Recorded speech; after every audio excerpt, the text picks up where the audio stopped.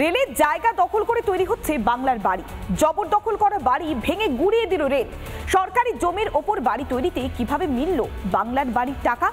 সরকারি আধিকারিকদের সমীক্ষার পরেও কিভাবে মিলল কিস্তির টাকা? গরিবের মাথার ছাদ নিয়ে দুর্নীতি বেনিয়ম থামবে কবে?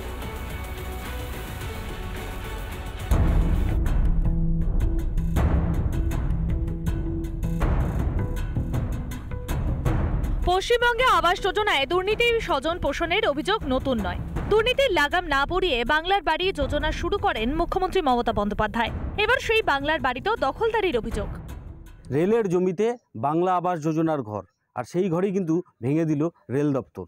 আজ সকালবেলা দৌমোহনী এলাকায় নতুন গাঁথনি হচ্ছিল, সদ্য গাঁথনি হচ্ছিল, সেই সমস্ত গাঁথনি কিন্তু ভেঙে দেওয়া হয়েছে এবং এই গোটা এই যে 5টি বাড়ি রয়েছে, 5টি বাড়ি কিন্তু গুড়িয়ে দেওয়া হয়েছে। কিন্তু বেনিয়ম যেন পিছু ছাড়ছে না। রেলের জমি দখল করে ঘর তৈরির কাজ শুরু করেন স্থানীয়রা। ভুয়ো নথি দেখিয়ে রেলের জায়গাতেই বাড়ি বানানোর কাজ চলছিল, শিকার স্থানীয়দেরই। হ্যাঁ, আসছিল তো 5-6 বার আসছিল।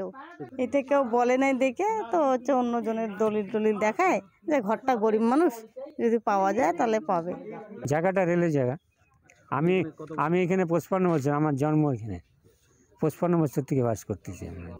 সরকার থেকে দিছে আমাদেরকে কাগজপত্র খতিয়ে দেখা হয়, তারপরেও এই মানুষগুলোর কাছে কিন্তু এই জমির কোনো কাগজ নেই, কারণ এই জমিটা রেলের। এবং তাহলে এই মানুষগুলোর স্কুটনি হলো কি করে, বা এই যে এই বিভিন্ন ধরনের যে কাগজপত্র খতিয়ে দেখার কাজ, সেটা হলো কি করে, তা নিয়ে কিন্তু ইতিমধ্যে প্রশ্ন উঠতে শুরু করেছেন।